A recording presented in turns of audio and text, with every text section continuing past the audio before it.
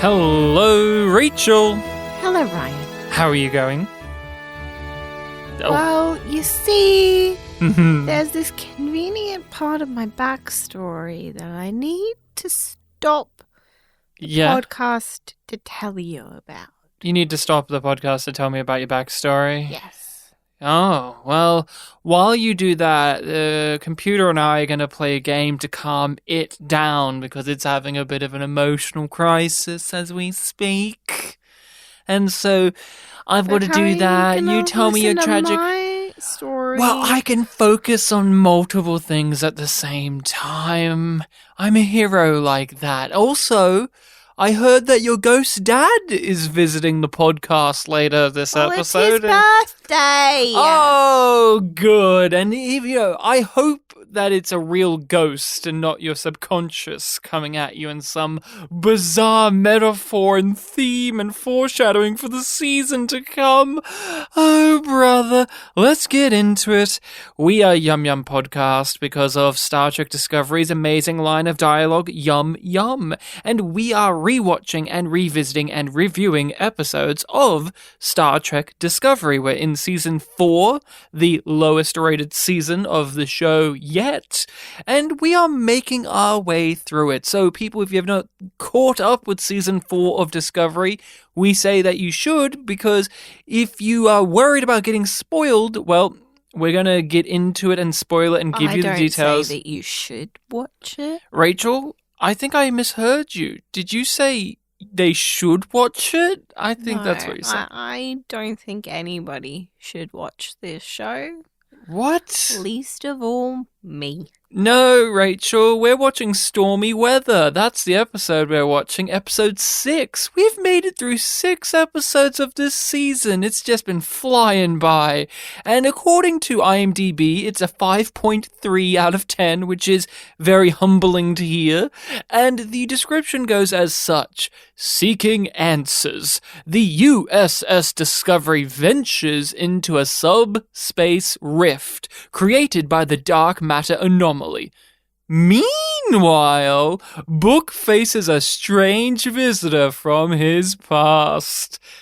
I remember this episode only for one part of it, which was them stuck in this void, this black void of space. The science fiction aspect of this science fiction show. It made me... Is what you remembered? Well, no, not even that. Really, what I remember is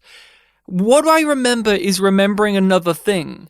Which is, I remember how this reminded me of that Voyager episode, where they're in the void, where there is no stars, no nothing, it's just black space, and they've been in there for ages, and when I saw it that first time, this one, Stormy Weather, it made me think about how great that Voyager episode was, and how I could have watched a whole season of them stuck in space like that, and the slow mental deterioration of that ship. And this one, watching it, Stormy Weather, the Ghost Dad, as soon as he came in, I was like, oh, how could I forget Ghost Dad? The great Bill Cosby classic film, Ghost Dad. And Rachel's giving me the side eye. She's like, when are we going to cover Ghost Dad? No. I didn't tell you this. Mm-hmm. But you're a ghost. And you're a dad. What a time for Rachel to reveal that to her husband on the pod. Now you don't get the story. You want to tell us what this episode's about? How about the Yumlings? Do they get the story? Do they at least get it? Only patrons. Oh, you're gonna lock it behind the vault? No, what's the story? Oh, it isn't even worth this much drama. Everybody gather around. Rachel's got a story. It was recently Ryan's birthday. Yes. And we have a DVD collection. I do, and you do, yes. Yes, it's our DVD collection. We collect physical media. Yes. So, the day before his birthday, being the great wife that I am, I went op shopping for his gifts. You could have got Ghost Dad. And I could have got Ghost Dad. You get out of here. I need a new co-host and wife now, because my real co-host and wife would have gotten me Ghost Dad, starring the amazing Bill Cosby, of course. Honorable, noble man Bill Cosby. Rachel, I've already told you the plot of this episode and my history with it, but what about you? What is your relationship with this Stormy Weather? This episode was one that made me scream at that fucking wig. Oh, the wig? Nilsson's wig. The wig is the star of the episode for me. Still. Fucking wig. That fucking wig. I don't know. Why is it here? And why does it look so fucking bad? Why are they making the actress wear it? Nobody gives a fuck what her actual hair color is. If the actress has dyed her hair a different color, just let her have that color. Who gives a rat's change their hair? Owo's changed their hair.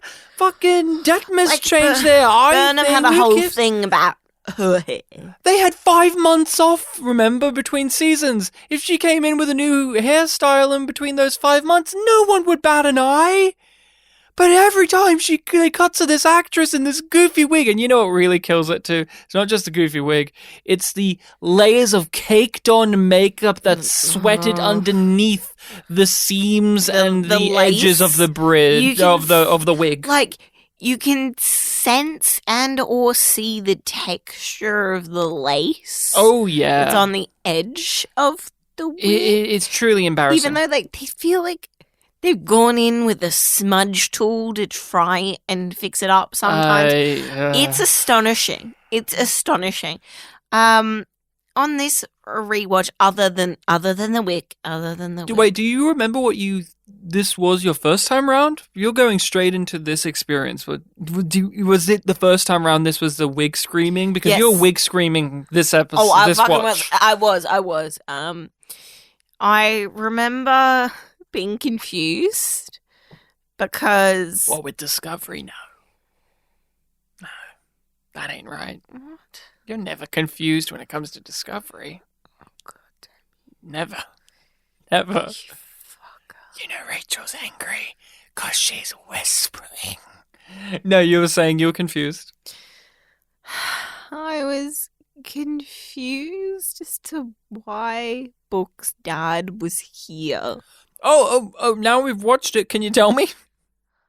He got hit with a wave of something that was like electricity that activated the dream part of his brain. Okay, and he got told that.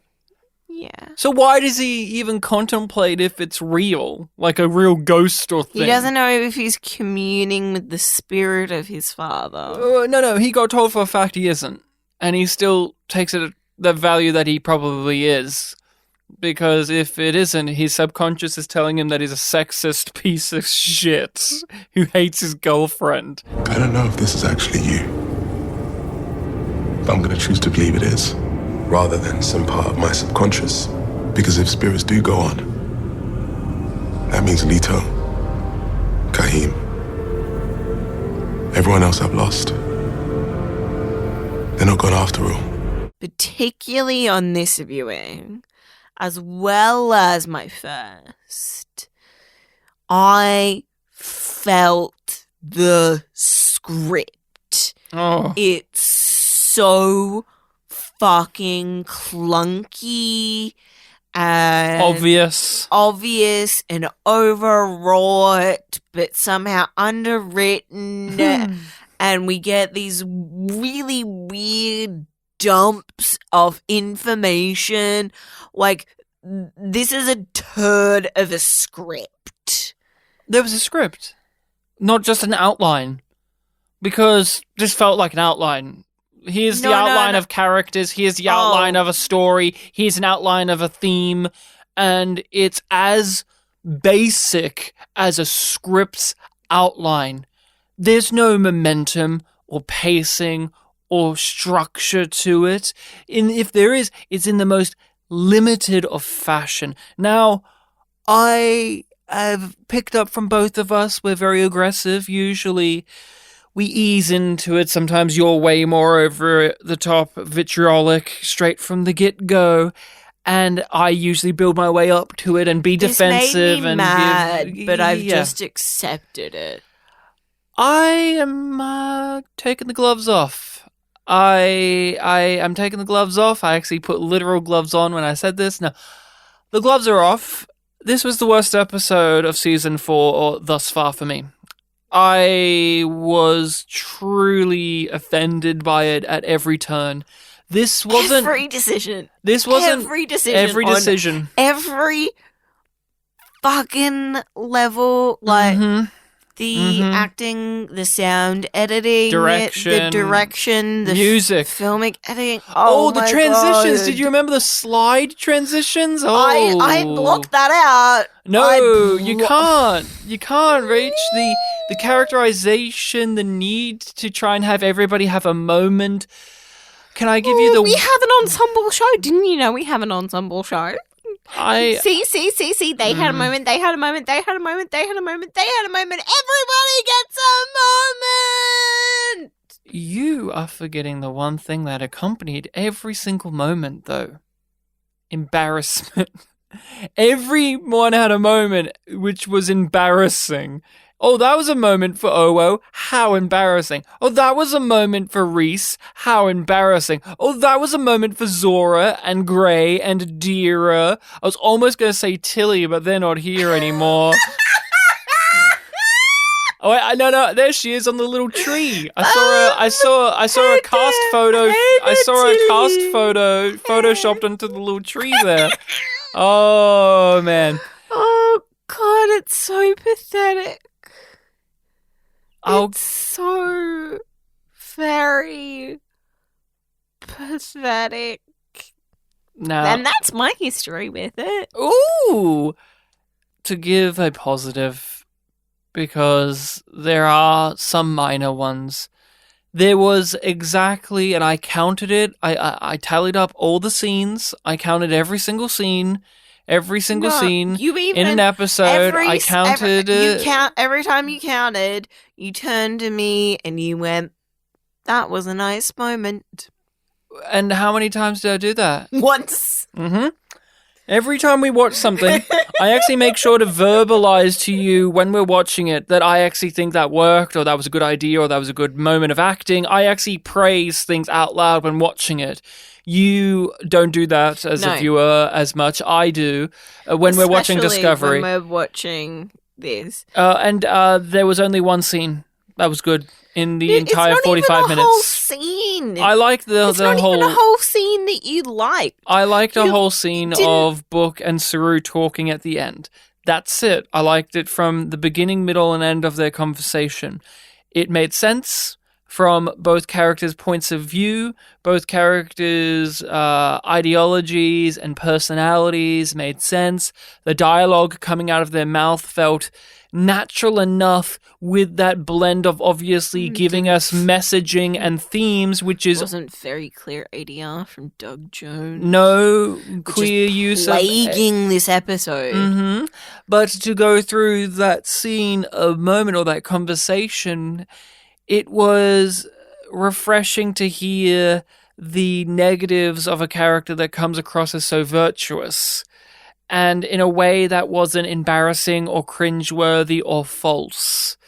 Saru has a backstory that we've seen play out in the show from him being a slave race, and it's still poignant to him, even though the Barul have been conquered and they're now at peace and they're 1,000 years in the future.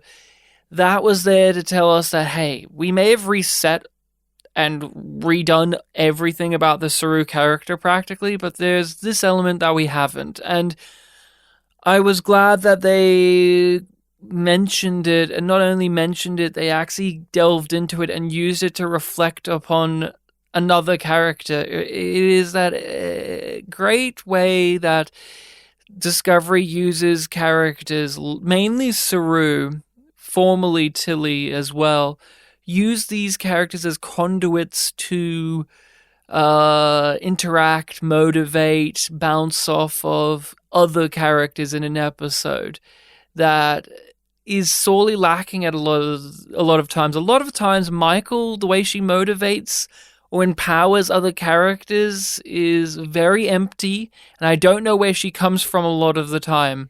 Emotionally or psychologically or history-wise, I don't know where she comes from. You mean like in this episode when she's just like, hey, you're scared of letting people die. My parents were murdered one time. And I thought it was my fault. She didn't say to Zora, though. Then I realized through time travel shenanigans in season 2 that it wasn't my fault, so it's that fine. That really did help her heal that particular trauma. But it's about emotions. But to not get sidetracked from this good scene here, he sees something in Book that is obvious to us, the audience, but it isn't obvious to Michael, who is just putting blinders up to these aspects of the character of Book, who's her boyfriend, because bad writing, but also to give them some credit, it is in character for her to push these things to the side. And that doesn't negate the fact that they exist. And so someone like Saru, who is empathetic and has these abilities to see these cracks in the armor of others and actually talk to them about it and help them, it made sense.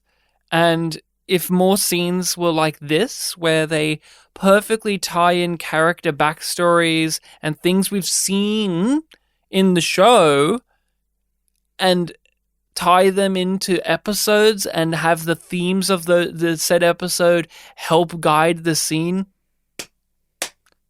that would make it a great episode if every scene was combined of all of these things. Yeah, and well acted, and it makes sense. Good. If the episode was good, it would be good.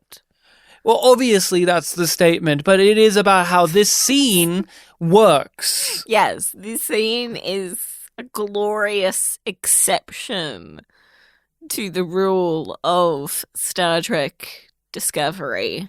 You're grinding your teeth as I talk to you about this, but did this scene work for you as well or not? Yes and no. It worked better than the others, but it still felt clunky to me because it was like, and now it's Saru's turn.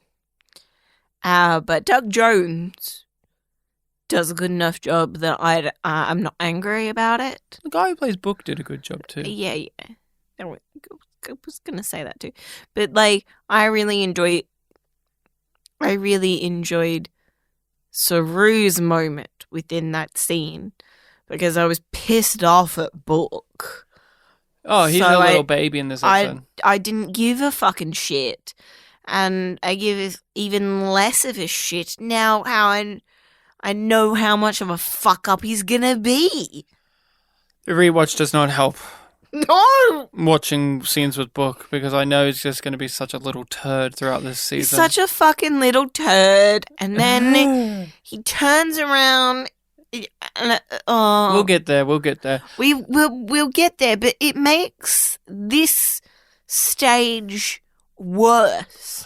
Well, knowing where it goes, because this whole thing is, no, Dad, I get to choose my own path, and I'm not gonna be like you.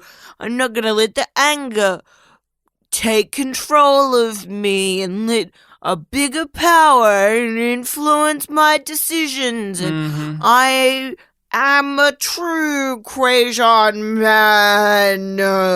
manly man. And then he proceeds to do the things. I drink respect women juice, Dad.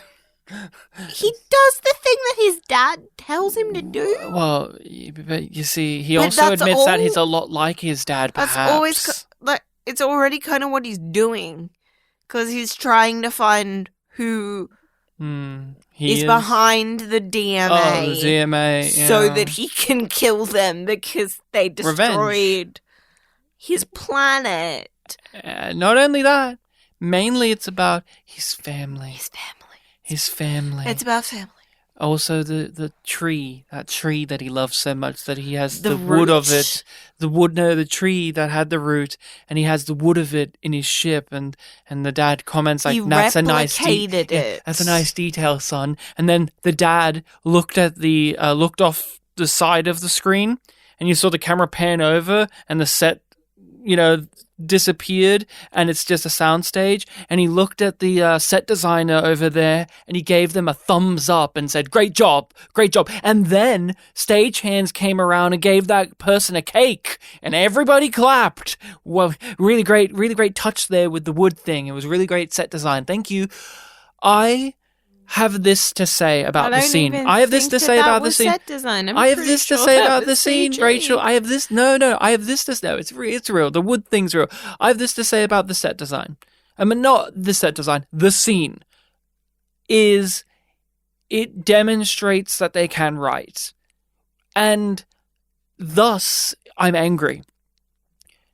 In other episodes, I get less angry when there's a whole 45 to 50 minutes of them not demonstrating the ability to write, or where there's far more examples of it and they've just fucked it up. Here, the episode is a complete misfire, a complete failure, a complete screw up, an ineptitude of a magnitude that I can't even comprehend.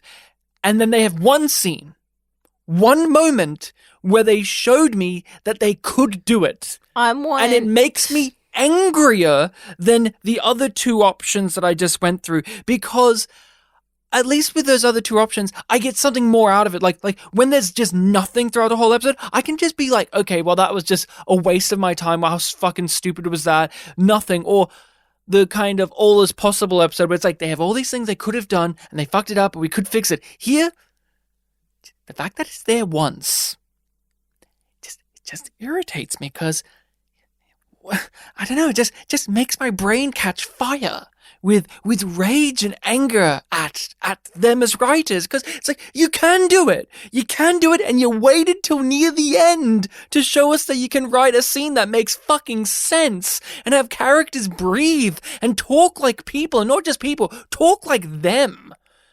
And I mean, I'm just seething right now, but how do you feel about that? How do you land with that? Are you in a similar boat to me, or are you just elsewhere with it? Because to me, that came upon as a dawning realization of, yeah, this is a scene I liked, but it's a double-edged sword. Yeah, it's fucking annoying, but I didn't enjoy it as much as you did, so I didn't find it as, like, it didn't give me hope. Even if it was a good scene, it didn't give me hope for anything better, so it didn't make me angry. But you seem so balanced, so calm. We're both justified in our anger. Allowing it to be our focus, however, only prevents us from achieving those things which serve the greater good. Let's talk about the ghost dad. We've already touched upon it, and I just want to go through it again. Book and the crew are trying to find something with a DMA, and they go into this void or this rift or whatever, and they want to get out of there, and they don't know how, so one of the options is to use the spore drive, and they try to jump out using Book as the person plugged in, and Stamets reading the things on the holo screen, and Book gets zapped with lightning, basically. Yeah. Void lightning. And I want to ask you this. Now, this may be my eyes, and I know your eyes can be better with special effects than mine. They show a bunch of wibbly-wobbly stuff on the hologram screen, and Stamets says, this is what the mycelial network looks like usually, and then he showed it what it looks like now, and I couldn't tell the difference. I really couldn't tell the difference, because it was just a bunch of wiggly lines at me, and I really couldn't tell you the difference. It was denser. How did you tell that? There was more blue. More blue in the already blue-lit hologram thing. Yeah, there was more dots, I think. Okay. I will take your So word their for it. path around the network wasn't clear. Okay. I think it was like I took it as the normal mycelial network was there, and there's this kind of subspacey network. And Book got zapped by lightning, and it gave him Funky Brain, where his ghost dad shows up occasionally. Yeah, it's fairly infrequently, and Why? also very specifically timed. In terms of it's like, it's going away. Ghost Dad will be gone in like an hour. Yeah, I want to know how they got the exact time on that. Did Hugh have a little egg timer ready for it when it popped off, and that's when your dad goes away, Book? I think that this is an idea that is a waste of time, and it's even more of a waste of time because they don't commit to it. They don't commit to it. Because you hear the idea that he gets zapped with lightning from the subspace network And you're like, mushrooms. oh, that's a subplot? That's a plot where his brain is activating the dream part of it all the time. And that's what he says, all the time. It's constantly active. No, it isn't. Sometimes it's way more active and sometimes it's not, because this is the episode plot, you're right. His ghost dad is around all the time, bugging him throughout the episode. Or he is in a dreamscape throughout reality the whole time, like he's walking around and he can't tell truth from fiction and dreams from reality. That's what you do, and they have to figure out what to do. But no, it is just You write an episode? Book's dad only appears when it's relevant to hit the thematic message and to push his character arc for the season along a little bit. He is a metaphor character purely, and he doesn't offer too much because once you meet him the first time, you know exactly what he is. And every time he keeps popping back up, that ghost dad, he's not expanding our understanding. He's not furthering it. He's not detailing it. You got it from the one time he showed up. Every single other time he keeps popping in, you're just watching the same scene again. Aren't you? Yeah. How did you fare with Ghost Dad on this watch? You said it was one of the things you remembered from that first watch. Yeah, it's just as pathetic this time than it was the first. What, like, the actor doesn't do a very good job. Which makes it worse each time he pops up because I'm like, oh, get the fuck out of here. Yeah. Like, they can't get good actors for Book's family, huh? Just, like,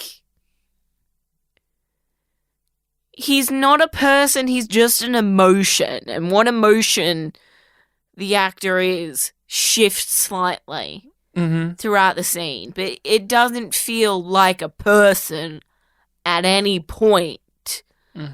And, you know, that could be a stylistic choice in a better show. But here it just feels like the actor is like, oh, in this line, I'm angry. I am angry man now. And in this line, I whisper anger. And in this line, I articulate my anger. And in this line, I am misogynist man. I got nothing out of it. I understood what they were saying. I understood what they were doing. On a rewatch, I understand the dramatic irony of Book thinking that he will not act like this and then he will proceed to act like this throughout the rest of the season. I get it. Oh, it's not that I don't get it. It's that I got nothing out of it. There is a difference between the two things. My father had so much anger in him. I told myself I'd never be like that. Maybe I am. All I want to do is destroy them. They tried to do something in this episode that we and many people have grilled the show on as it's been going along, which is it's an ensemble show.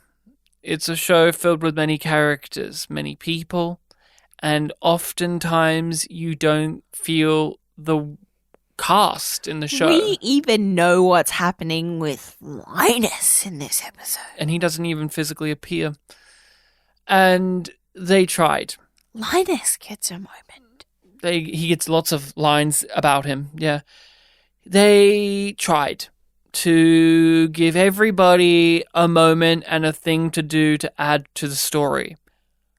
I commend the attempt, or not even the attempt, I commend the fact that they... The notion that they would give it to... They've listened to the criticism of that, and they're actively trying to do something.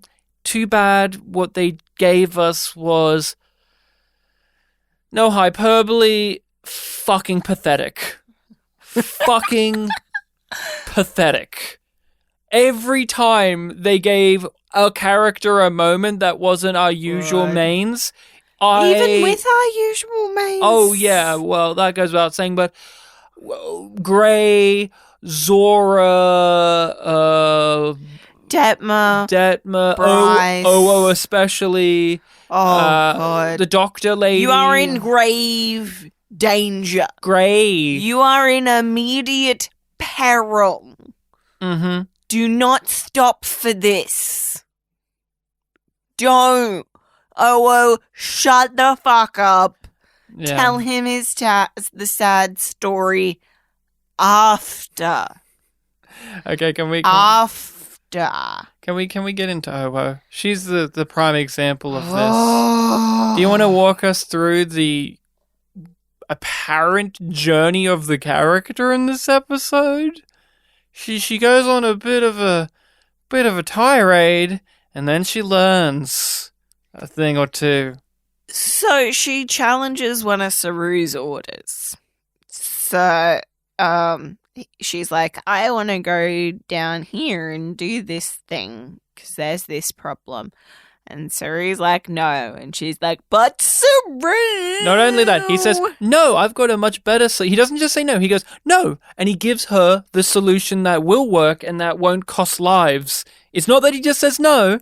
He gives no problem. He gives a solution to it. He doesn't just shut her down. He's a good leader there. And then she replies with, no, in a very catty way. Yeah. Just want to point that out because that's very important that he doesn't just go, no, Owo. He gives it like a fucking reason. You as a teacher know that that's how you have to interact sometimes with, say, students or co-workers. You don't just walk up and go, no. You say, no, but here's why I'm going to do it this way, or here's a solution that can be... You explain the why. And that does a lot to negate people's concerns. But so we have that moment, and we're like, Owo doesn't usually act like this. And she's not one that challenges orders. No. She's one that follows them and follows through on things, but is good at following the chain of command and believing in the expertise and insight of her commanding officers. And we've seen that over and over and over again. And the way she goes about lots of different commanding officers. She's had how many? Like 5 in the span of 2 years? Well, yeah, she does. She Lorca did it with original Lorca. Like, she wasn't there with Georgia. She was there with Lorca. No. But even with the general or admiral, she followed her orders we without problem. Yeah, we've literally had Lorca, Saru when he took over for Lorca. Yeah, Michael Pike, Saru when he's actually captain. Yeah, she's had 5. Like 5. Yeah, people and no problem at any stage with following orders, respecting authority, nothing. Mm-hmm. Nothing. But apparently... this moment.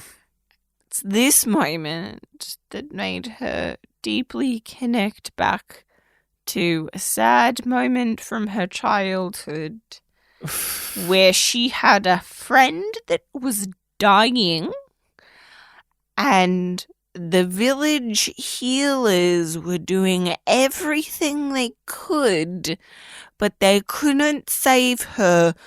So all she could do was watch her friend die. How does that relate to the scenario And that was happening on the ship? That's why she was arguing back with Saru. How does that relate to she anything? She needs to explain that as possibly her final words, because they are going into the pattern buffer, which has its risks, which is code for we're going to do this thing now, but we need to make it somehow not available to us all of the fucking time. Yeah, because we could solve everything with the pattern buffer. What even makes it worse is when she does that initial screaming, fucking flailing about defiance against Saru. You don't know why she's doing it. And she keeps throwing it at Saru like this is an ongoing thing that she's had an issue with him about, and we haven't really seen that.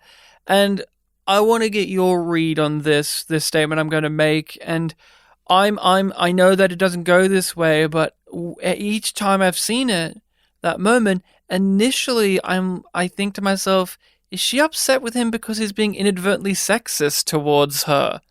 Because the way she comes at it, I don't know, there was something in that initial back and forth where it comes across like, you don't believe in me, sir. Michael believes in me. Like, I just don't know what I know what they go with later, but in that moment, I for some reason I read it that way, and maybe that's because Discovery does that a lot. I don't get a whiff of that. Okay, see, I know that I read some stuff into that, so I need you to bounce off of when it comes that way. Everybody brings their own because, viewpoint. okay, here's why.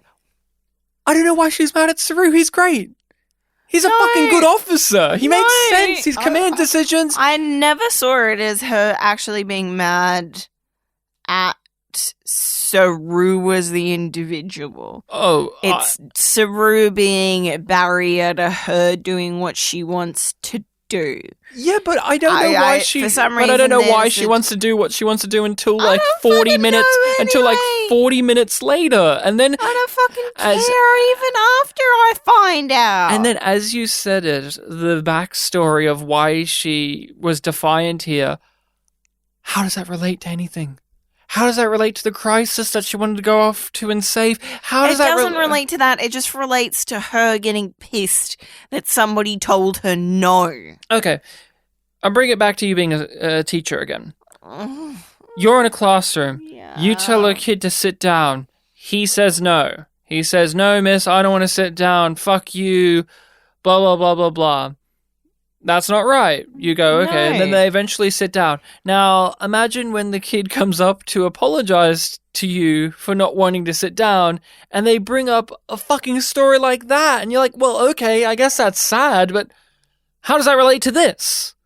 Like, okay, great. Like, you've told me something, but it's like, that doesn't mean, like, that doesn't relate to this. Like, great, now I know some tragic backstory for you, but all you needed to do was sit down, kid.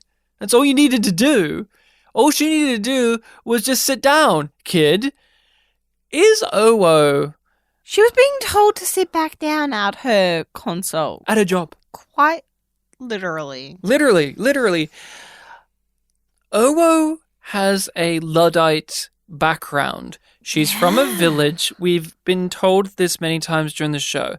And I don't know if I have the ability to answer this strongly, nor do you, but we're here to talk on a podcast, and I'd love to hear people's opinions on this.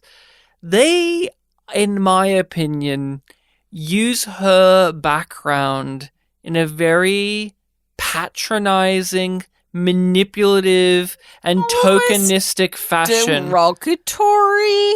It feels derogatory. Because it's like, oh, the village he lives. It's just like...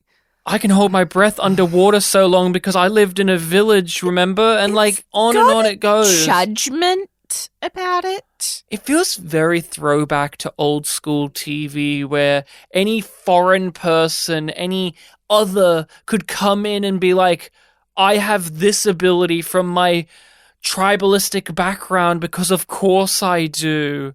It really it makes me think of Lone Ranger, honestly.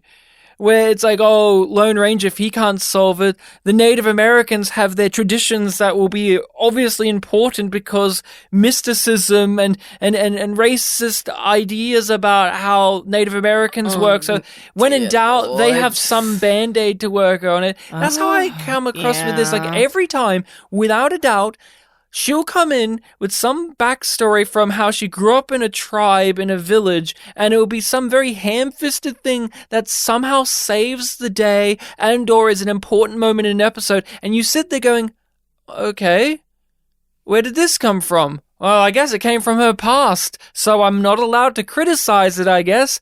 Weave it into the story more. Show me more. Give me something, but this is how they give it to you. These things... how they give us character. It's just dumped in your lap. I owe you an apology. When I was younger, my best friend got sick. She needed more help than our community's healers could give. I wanted to do something, but there was nothing to be done. And in the end, all I could do was watch her die. I felt powerless. You bore witness, Commander. That is something. And I thank you for sharing your story with me. Oh, one of the strengths inadvertently of the episode, and I say inadvertently because as the series goes along, they want you to not think of this as a thing, but it really is. This episode makes a fantastic case for why the ship's computer shouldn't have emotions and be alive. Abso-fucking-lutely. Oh, this makes a great case for why they need to get rid of it immediately. It's a danger. Zora? Yeah. Oh my god, here's something that really bugs me. If you told me, talking about the potential of this series, you told me, okay, we're going to have a Star Trek show, new show, here's the pitch, blah, blah, blah. We've gone through all the great things that could have been. One of the great things that could have been is, oh, and as the show goes along through circumstances, the ship's AI comes alive and it forms a personality and it becomes a part of the story as well. And you nod your head going, oh, that could be interesting. Like, I've never seen that in Star Trek show, probably where the ship's computer is properly alive and they acknowledge it and they develop it. Oh, that would be great. And then that monkey paw... You mean an AI evolving? And the monkey paw shit pie scenario is, don't you remember, Ryan? You're watching Discovery. So, of course, the ship's personality is, they're emotional. And also, it happens just instantaneously at random points. It was like, in the last episode, it was like, oh, I have emotions now. It's a new development. Yeah. Just like when she's like, oh, I have a name. Data must be so pissed off that everyone can get emotions so easily and he can't. He has to wait for some fucking chip to get it and that still doesn't work right. Oh. Like, the Doctor and Voyager can have emotions up the wazoo. All the people in these shows can have emotions and it just must gnaw at him. That's why he wanted to die in Star Trek Picard. You know what? I have a theory about that that's based on absolutely nothing and is just me trying to talk about something. Anything else? Yeah. You want to hear it? Yeah, sure. So... We got time to kill. I mean, this episode sucks. Stormy Weather is shit. I want to talk about the Zora stuff, but it all boiled down to, it's a great idea that they flush down the toilet. It's a great idea that they waste. It's a great idea that they don't know how to actually form. It goes back to that. So yeah, let's talk about Data from Star Trek Next Generation because he's far more fun. Well, no, it's Zora. Oh, Zora related. Okay, let's bring it back. So my theory is that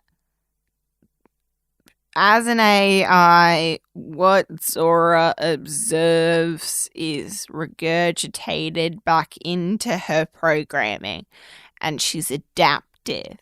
And since everybody on this fucking crew is so extremely melodramatic, it's just compounded her emotional, intellectual abilities in a very short period of time. Whereas, Data got people who had to teach him, did their fucking jobs.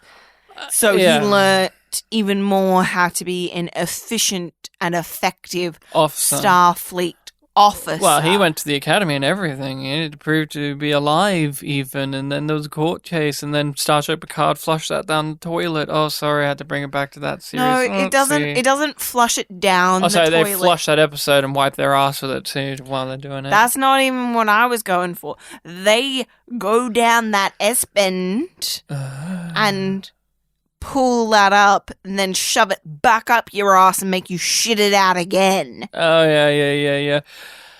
Zora is from the short treks. And Calypso. So they have to have her here somehow if they ever want to bother to make that short trek happen. Oh, because they care about continuity. What is this? There's a moment at the end where Zora sings a song and I wanted to leave the room. But I remembered in short treks that was established. But guess what? That short trek is extracurricular material that hasn't taken place in the timeline yet. So you need to build up to her being into musicals and singing and songs. And they haven't done that here. You want to hear a song? No. Okay, here's a real thing. She sings a song that's the title of the episode. And when she started singing it, like with Owo, I was thinking, where did this come from? I rolled my eyes. Where did this come from? So many times in this episode. When did she get a quirk for singing? And why this song? Tell me why that song, other than they named the episode it. Just thematic. For what? For what? Yeah, that's the answer. That's the answer. Just that. Over and over. I'm very harsh on this. That's the theme of this episode. I'm very harsh on this because they're taking a bunch of ideas that I've seen before that have worked, and some of them that could have worked better, and they are doing nothing with them. Absolutely nothing. Worse than nothing. Worse than nothing. There comes that point where they're trying to escape from this void, from this rift, and they've garnered all the information they need. They figure out that it's a thing from outside the galactic barrier, and that perks up your interest because Star Trek hasn't really gone outside the galactic barrier before. It stayed within our galaxy. This could all be interesting things. Different quadrants, but same galaxy. Yeah, and so that could be interesting. Interesting could be, but not in this episode that we're watching, unfortunately. Not in this show. Not in this show. And they have a lot of the things that you need from a Star Trek episode. There's lots of sci-fi technobabble, exposition dumps, explaining the threat, analyzing the threat, working together in different situations, having to run away and figure out a scientific solution to the problem, coming up with one that's unconventional but makes sense, and on it goes. Like, I actually have no problem with how they tried to escape. I'm like, okay, using sonar, old school, and everything of that nature, I was fine with. Felt fine. And in amongst all, like some of the ideas are okay, but the way that they do them is so fucking awful. What adds the salt to the wound of awfulness is I don't even think that they do these things that awfully. They do them most stock standardly. What makes it hurt for me is we keep cutting away to so many things in an episode where I shrug and go, what am I watching? what am I watching?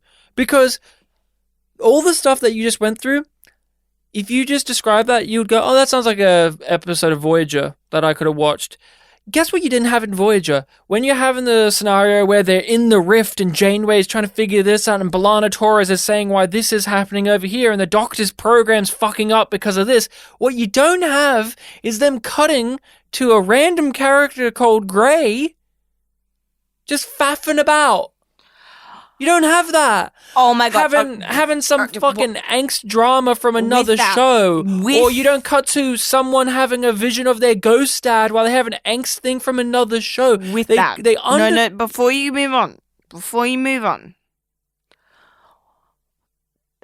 the act breaks for this episode are so egregious, fucking awful.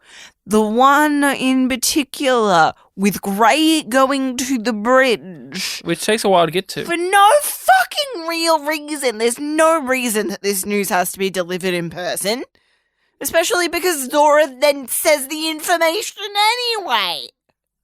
It's so that the actor could have something to do. It's so that they can do a dramatic close-up on Grey's face and then cut to black for the ad break. It's fucking awful. And every single ad break is a hard cut. And it ruins the pacing. If you can say that this episode had any. A strength. I just really needed to get that out because that was bugging me the whole fucking episode. Now, I want to draw parallels to other modern Star Trek shows. Strange New Worlds and Lower Decks.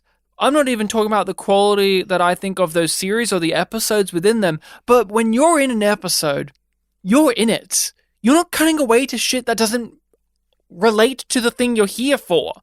This is the opposite. You're watching this and you go, okay, here's the plot.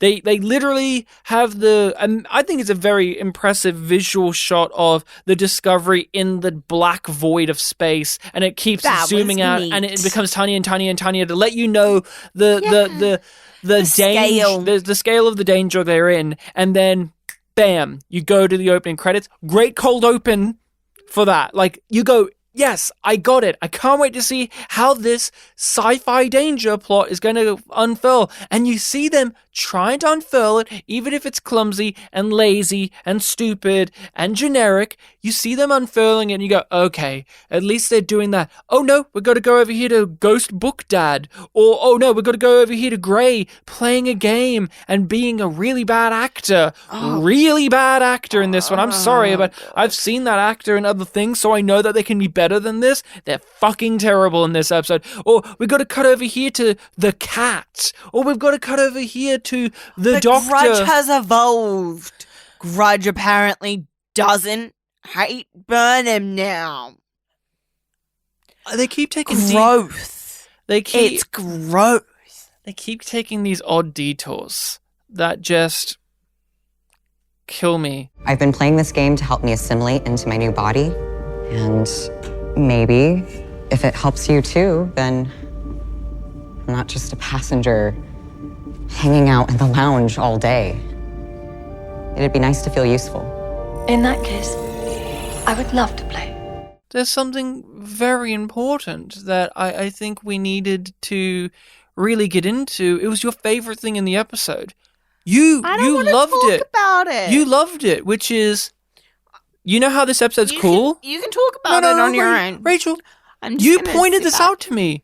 You told me the episode is cool because they shot it in slow motion a lot. Come on, Rachel. Talk to me about that. You were the one who pointed that out, that you were telling me that they think this is so cool because of how many times they shot scenes in slow motion.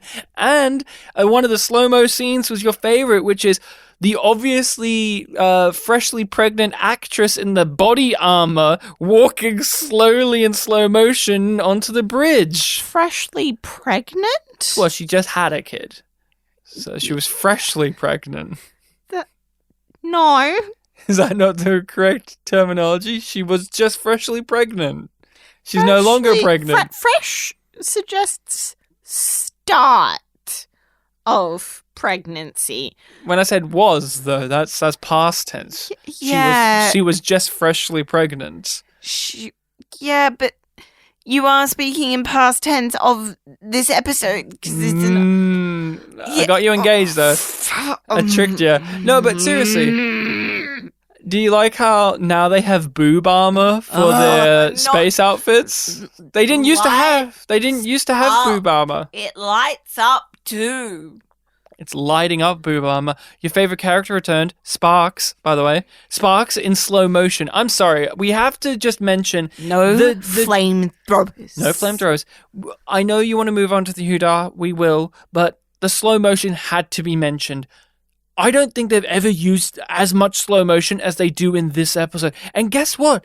I have an eye for this. I studied film. I have an eye. There was a scene where they used slow motion on book where they obviously didn't film it for slow motion. They just did it in post, and it was fucking noticeable. Choppy frame rates were just all over the place. It looked awful. I don't know why they did that there. I guess you wanted to add a poignancy there, but you could have just trusted the actor in the frame because his physicality was working for you. Book was doing the job. The actor of book, trust him. You don't need to manipulate that in post-production. Same with the music. And to wrap this out, to go into the Hudar, a criticism that I don't think I've ever mentioned before, ever. There was a line Michael said on the speakers to everyone, which is, she says something along the lines of, you all have had courage. Do you remember this? Unfortunately. I haven't really felt this excluded from Star Trek because it felt so American to me. The music, the slow-mo, it treats you so fucking dumb. The military machismo. We've got courage, and you guys are great. And they might as well have had a flag. It's been an honor serving with you. Star Trek's been guilty of feeling very American. Obviously, Kirk read the Constitution. A bunch of people one time. Enterprise is a 9/11, post 9/11 fever dream of a show. Boy. And as someone who's not American, it's very alienating to me. Yeah. It happens. It happens. It just... You know what else happens? The Hudar, where we check in and we discuss the... Is that a pun? Check in because he's a doctor? Like checking in? Character of Hugh Culber. Who's that? And he was in this episode. Was he? And he smiled and nodded. What else did he do? He gave some exposition. You do not sound happy. Come on, Rachel. It's Hugh. Let's get happy. He's evolved so much in this show. In the 4th season. He tells Book about what's going on with his brain. Oh, did he do it in And then he doesn't do it good enough, so the actual doctor character, head of the department... She's not, actually. Let's never forget, we've never met the chief medical officer. She ain't it either. She's just another doctor. No, they've made it clear she's equal to him. Yes. I didn't say chief. I said, but she's more in charge of things than he is a lot of the time. That's what I meant. You just mean we've seen her more often. Yeah. What's her name? Tell me. We've covered the show. We've said her name. Tell me her name. I know. But do you? No, and they say it in this episode. Dr. Pollard, thank you. Remember when Jonathan from 30 Rock was the doctor on the Shenzhou, and we were so happy to see him because we like that actor and he's fun, and we thought, and then he died, and then that was the end of that. We've been praising Wilson Cruz's performance in this season as Hugh Culber. They've at least tuned in writing-wise to give him lines that work well for that actor to deliver. A little bit of sass, a little bit of wisdom. Here he is the doctor character. He delivers medical exposition, And that's a thankless job. Technobabble and medical babble is fucking difficult for actors because it's all foreign to the tongue. How do you spin that? Some actors are really great at it. Some aren't. And he's not. No. And the primary reason he's not is usually you think about it as a vocal delivery problem because they're having to say all of these complicated words. Make it sound like they're confident in what they're saying and how they're saying it. I'm going to present what his problem as an actor is when he delivers medical exposition. And while I deliver that, I want you to answer to me, Rachel, why he has this as an actor as a problem, which is he's smiling when he delivers the lines. Like, he is grinning and smiling as he's delivering all of this medical exposition. You can hear the smile in his voice. That's a problem. Why is he doing that? I don't know.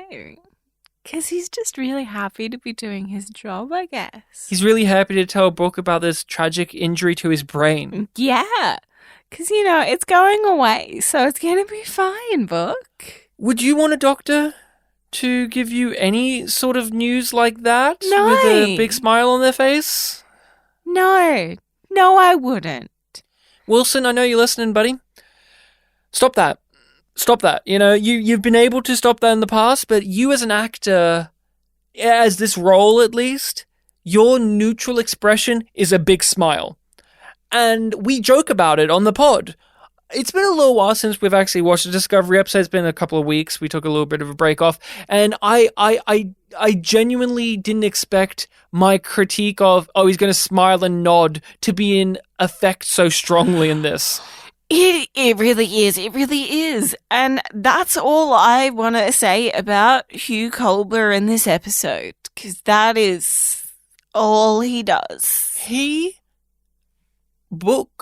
Michael wakes up from having just basically set herself on fire. It was terrifying. And that you get POV a POV shot. I was like, of Hugh Culber. This is my worst nightmare. No, my worst nightmare would be a POV shot of fucking Ash Tyler. That would have been a fucking nightmare for me. I laughed. Discovery's never funny. Outside of Yum Yum, of course. Very funny line. That was one of the biggest laughs I've ever had in the show. It's equal to when we saw Hugh in Paul's eye in season 2. This was the tear shot is also up there. That's pretty good. But seeing Hugh Culber leaning over in a POV shot with multiple of him because blurry vision, smiling with a rictus grin and giggling. That's not what you want to see when you wake up. When you wake up from having been knocked out. Everything about this is wrong. Everything about this is wrong. Everything about this episode is wrong. Everything about it is awful. It's a yum from me. I just want to hear what I'm going to be suffering next. Yum. It's a yum from me. Yum. This is the worst episode of season 4. We're 6 episodes in. We've given a yum to every single episode. And I don't know if it's that we're being harsher or the show just isn't, like, it hasn't had any redeeming the rating qualities. Suggests that it is the worst season. There's just been not enough. Fucking season 3 to me had the best episode the entire series has ever done, and I still herald that as the worst season of Discovery season 3. Now we're 6 in. We've rated every single one a yum. I'm throwing in the towel. I have to admit it. This is the worst season. I used to think it wasn't because People of Earth and Su'Kal and the ending of that season 3 really upset me, like really angered me. But Jesus Christ, I at least had something.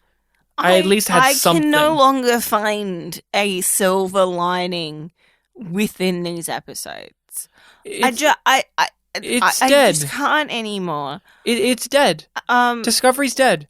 I know it. I know it has more about the zombie corpse. That's episode 7, and I know Discovery isn't dead. It has more episodes, and it's renewed for this. But we said it early on. When you come back to rewatching, when you're watching season 4 to begin with, but especially revisiting it, it really is like walking over a grave. It is just bleak. It's depressing to watch, and not in the sense that, say, Better Call Saul is a depressing show, but it's actually a really well-made show, and the fact that it is depressing is the goal that is achieved because of the writing there. This is depressing in a sense of how far we've fallen, and the fact that we fell from such a low place to begin with is really, really unfortunate. Okay, every time I think that it's rock bottom, well, Rachel, you dig down a little deeper. We got an episode. Find some more corpses. We've got an episode that's actually higher rated, 5.7 for the next one, and the title, and I have to read it correctly, so please, the title is as such. But to connect. See, it had some ... dots before it, so I had a little pause there so that you knew that I was saying it correctly at home. But to connect. Episode 7, and it is as such according to the IMDb description. Tensions rise as representatives from across the galaxy gather to confront the threat of the dark matter anomaly. Zora's new sentience raises difficult questions. I think that's the one with David Cronenberg, and I'm just going to confirm. Yes. Mom, he's in a number of these. Oh, but this is the main one, right? Where he comes aboard to be like, your computer's alive, we need to kill it. He got those paychecks. To spoil a little bit for that one, I remembered enjoying the David Cronenberg side of it to a degree. I remember the same. I remember being like, I am glad that they're following through on some consequences for this. It matters that Zora is sentient. It's unusual. I'm sorry. Every time we say Zora, it makes me giggle because I think of in Star Wars Rise of Skywalker, Zori Bliss, the bounty hunter character that served no purpose. And like with that, Discovery has a lot of characters like Zori Bliss where they serve no function and yet they are named and they are given lots of screen time. But that is all we have for you when it comes to Yum Yum Trek. This time, we talked about an episode of Star Trek Discovery. We're both very passionate, very... Rachel, I need to see Dr. Hugh Colber, my blood temperature, the temperature of my blood, because it's boiling, Rachel. It's boiling with rage. I'm going through Ponfar, maybe. I'm just joshing around. I'm just having a joke. I'm just joshing and draking around. Oh, man. This was... Just let me leave now, please. No, we can't leave because... we're on the internet, and people can just find us anywhere, Rachel. Technically, we're here forever, as long as the internet is around on all of those social medias under Yum Yum Podcast. I get to leave the room now. There is no room, Rachel. Only the sounds of our voices. That's what is. And the sounds of our voices can be found... They can find us on various social medias at YumYumPod or YumYumPodcast. As well as all of the podcast hosting sites, as including YouTube. Whatever even. Podcatcher you like. You use. And even more of them now than when we started this. Yeah, there's a lot more. There's even some spicy ones. Rachel looked at me confused, like, what do you mean some spicy ones? I know what you mean by spicy ones. I don't want to talk about you anymore. About me anymore? I don't want to talk about your choices. That's not what I'm here for. I was just trying to plug the fact that you should give us a Yum Yum review on your podcatcher of choice that allows you to. Oh, yeah. If you want to directly contact us, then you can do so at yumyumpod@gmail.com. If you want even more content from us. There's a lot. We've got a lot of episodes. There's a lot of stories there. Ryan made me give you one earlier. for free, wanted to put it behind the paywall. He said no. No. But there is plenty there for you to stick your teeth into. Yeah, on our Patreon that we have. Because we're just going around it like we have lots of bonus content that you can find. But it's on our Patreon, which you can look at in the description. Many a tiers. Not tears as in terms of Rachel's eyes welling up with liquid tears, but tears as in different power rankings, I guess. You can join a group Discord no matter the tier you select for our Patreon, where you can talk to fellow Yumlings and ping Rachel on Discord saying that we need to give her some kind of reconciliation for having to revisit Star Trek Discovery. I will admit something to end this on. Admit a truth that will make you both angry and pleased to hear. This was one of those times where I was watching an episode of Star Trek Discovery and I really second-guessed the fact that we have a podcast talking about this fucking show. Because it was really one of those episodes where I just looked at it and went, why the fuck do I have to talk about this when they couldn't be bothered to write anything? It was one of those, and I wanted to admit that to you now, Rachel. I didn't want to hold that back for the season recap. I wanted to let you know now. Because I know you feel that way many a times, but this was one of the few for me. And I wanted to be man enough, as Book's dad would say, to express that to you, my wife, who I love and respect, unlike Book when it comes to Michael. I actually drink the respect woman juice, unlike him. He says he drinks it, but he doesn't drink it. He does that trick where in movies where it looks like he's drinking it, but he's just throwing it over his shoulder and it looks like he's just drunk it, but then it's sprayed on someone at the back, probably Gray. Gray's like, what's this? What's this liquid all over me? They were in the bar lounge thing. So. Oh, what a character. Gray would have said yum yum in this episode, by the way. That's what I gotta say. Adira was here too. Yeah. I don't think we mentioned them at any point. Whoa, they got their first bridge assignment. Whoa. Did the writer of the episode come in just to remind us that Adira was here too, guys? I wrote Adira in the episode. Didn't you notice? They were behind Saru over there. Did you see him?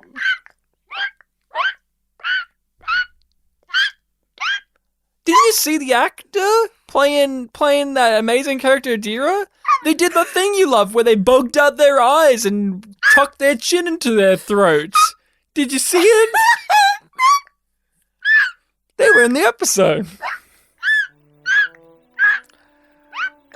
Yumlings, you didn't know this, but the Adira is actually sitting in the room with us. Just quietly in the corner. Not saying a word, but their presence is felt throughout the entire discussion.